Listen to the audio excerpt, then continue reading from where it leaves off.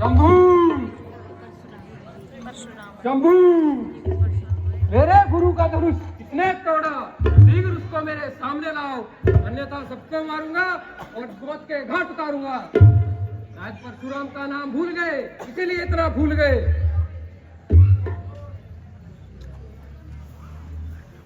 मुझसे यह कसूर हुआ है और मेरे हाथ से यह पुराना धनुष चकनाचूर हुआ है। क्या तुम्हें मौत की परवाह नहीं थी या जिंदगी की चाह नहीं थी? बेशक खतावार हूं, जो सजा दो सजावार हूं। अच्छा, अभी बताता हूं और इस हिमाकत का मजा चुकाता हूं। अजी महाराज, क्यों गेंद की नाई उछल रहे हो और बिना बात म्यान से निकल रहे हो? यह कमान बिल्कुल गड़ी सड़ी थी, ना जाने कब से बेकार पड़ी थी, और जिसके लिए आप इतना तिल मिला रहे हो और कैंची की तरह जुबान चला रहे हो। कभी परसा संभालते हो, कभी आंखें निकालते हो।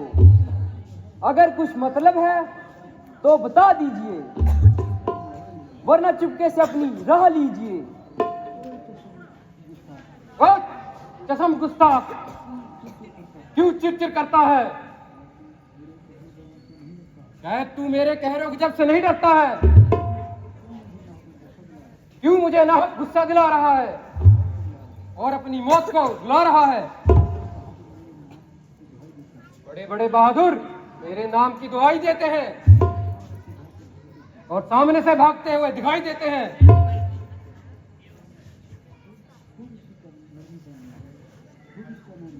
खूब इसी का नाम नरमी है।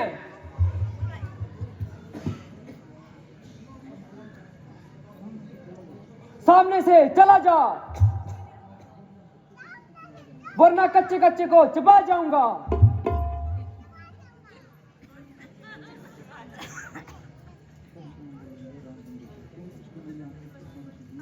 तुम इसको मेरी आंखों के सामने से दूर कर दो,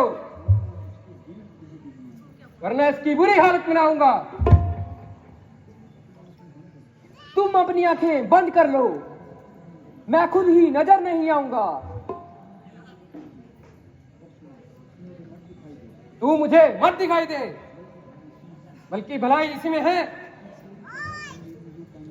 तेरी आवाज भी मेरे कानों में ना सुनाई दे। इसका इलाज तो बिल्कुल आसान है, अपने कानों में उंगलियां दे लो। तुम्हारे लिए चारों तरफ सुनसान है।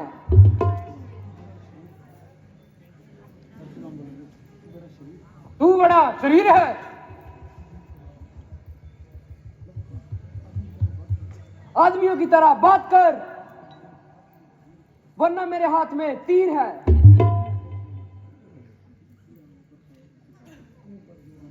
बच्चन, अभी देखता हूं तेरा तीर कमान। महाराज, इसकी बातों पर ना जाइए, जरा गुस्से को जब्त फरमाइए। बस भाई साहब, अब सहन की शक्ति नहीं है।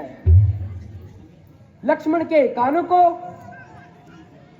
ऐसी बातें सुनने की आदत नहीं है। आपने देखा ही, महाराज महाराज कहकर इसका दिमाग आसमान पर चढ़ा दिया, और आपकी नरमी ने इसका हौसला इस कदर बढ़ा दिया। अब मुझको अवश्य तलवार संभालने पड़ेगी और इसकी यह हवा दिमाग से निकालनी पड़ेगी। आप बड़ी खुशी से शस्त्र संभालिए और अपने दिल के अरमान निकालिए। अरे कमबख्त, तेरे सिर पर ऐसी क्या मौत आई है? मालूम होता है तेरी मौत ही तुझको मेरे सामने लाई है। बड़े बड़े शूरवीर मेरी बहादुरी का सिक्का मानते हैं और मेरी बहादुरी को अच्छी तरह से जानते हैं। बहुत से क्षत्रिय मेरे हाथों से मारे गए हैं और मृत्यु के घाट उतारे गए हैं। जो सामने आया वो कदापि जीवित ना जा पाया। जब ऐसे ऐसे योद्धा मेरे मुकाबले की ताकत ना लगा सके, मेरे सामने गर्दन ना हिला सके, तेरे जैसे बच्चों की क्या दशा है? जरा सा परसा हिला दूं तो तेरे जैसों को हजारों पे भूमि में सला दूं। जिसने मेरे गुरु का धनुष तोड़ा है उसको मैं कदापि जीवित नहीं छोड़ूंगा।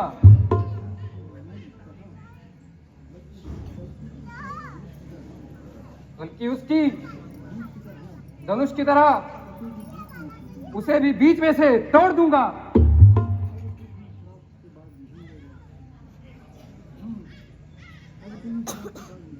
अगर हां तू भी शरारत से बाज नहीं आएगा तो तू भी जिंदा ना जा पाएगा।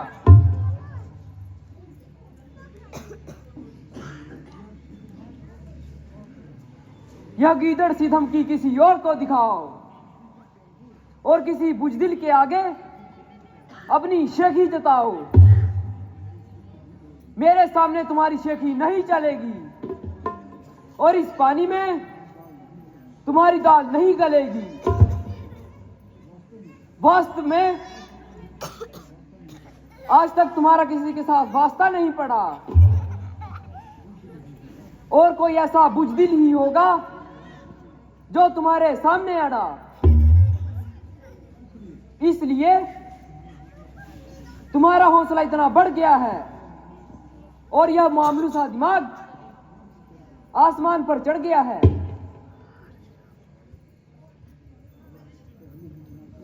अगर पहले ही मुनासिब बर्ताव आपके साथ किया जाता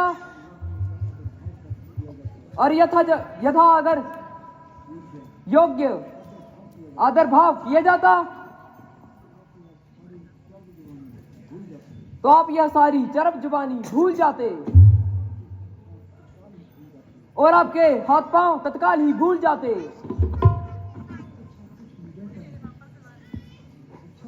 अच्छा, कुछ मुजाहिका नहीं,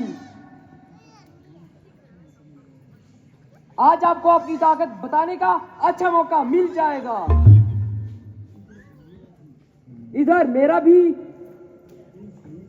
कई समय का अरमान निकल जाएगा, परंतु पहली बार करने से लक्ष्मण नाचार है। इसलिए नहीं कि तू ब्राह्मण कुमार है, क्यों गुण कर्मा अनुसार तेरे ब्राह्मण होने से तुझे कतई ही अनकार है, बल्कि इसलिए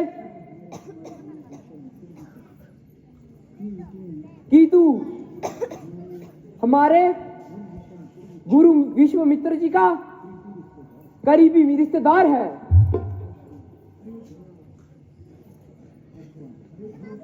अरे मूर्ख,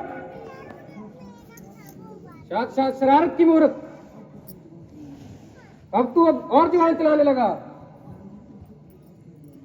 तेरी इज्जत को खाक में मिलाने लगा। यही बात हुई रंज की जब गुफ्तगू होने लगी, आपसे तुमसे तू होने लगी। खबरदार, होशियार हो जा और मरने को भी तैयार हो जा। अब तेरा मरने में बिल्कुल भी कलाम नहीं। अगर एक ही बार से तेरी हड्डियों का सुरमा ना बना दूं तो मैं भी परशुराम नहीं।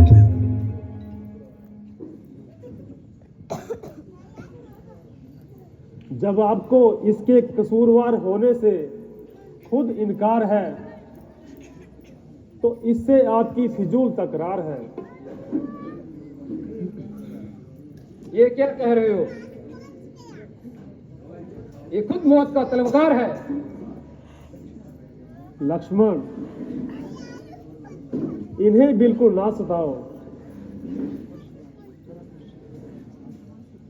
जरा गुस्से को थाम लीजिए और मेरे साथ कलाम कीजिए। पहले इसको मेरी आंखों से दूर कर दो और फौरन यहां से काफिर कर दो। इसका इलाज तुम्हें पहले भी बता चुका हूं। वह देखो फिर बोलता है और नाहक रस में विष बोलता है। अब यह कदापि नहीं बोलेगा। कहिए क्या आज्ञा है? क्या वास्तव में यह तुम्हारा ही कसूर है? बेशक जो दंड दो वह मुझे मंजूर है। मुझे संदेह है तुमने धनुष उठाया है। तो आपने मेरे बल को कब आजमाया है?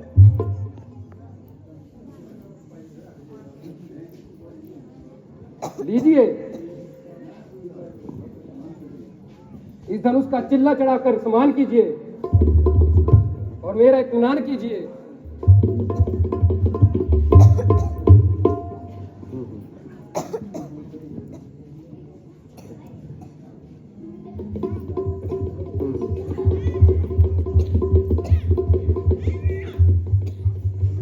लीजिए महाराज, चढ़ गया।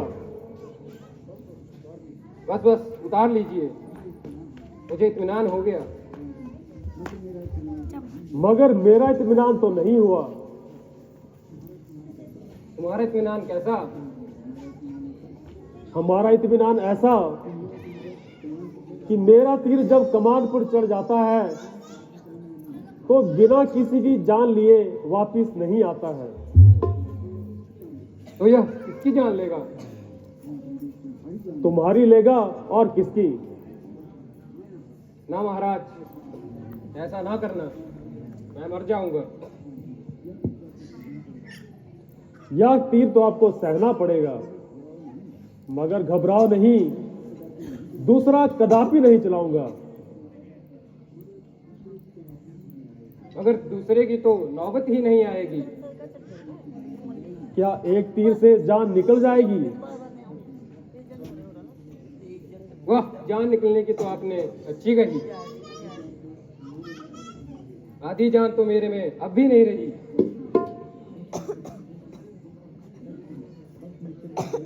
बस मिसर जी हो चुके, जरा परसा तो उठाओ और कुछ तो अपनी वीरता के जोहर दिखाओ।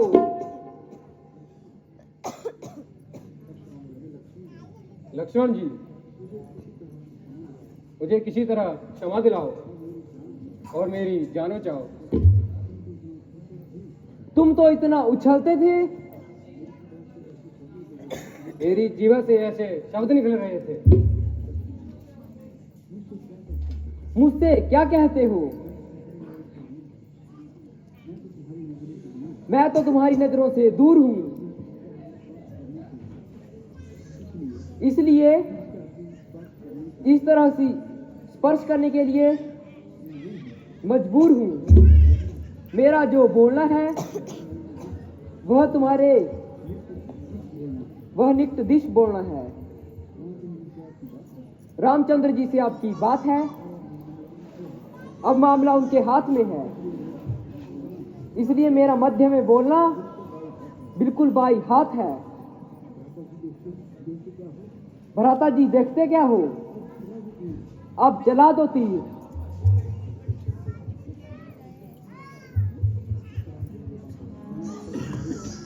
मैं आपका भिखारी हूं, मुझे जीवन दान दीजिए और मुझ पर एहसान कीजिए। तुम्हें तो अपनी बात की शर्म नहीं, मगर शरण में आए हुए शत्रु पर वार करना क्षत्रिय का धर्म नहीं। परंतु इस शर्त पर छोड़ता हूं, आगे के लिए कभी शस्त्र ना उठाना और किसी क्षत्रिय के मुकाबले पर ना आना।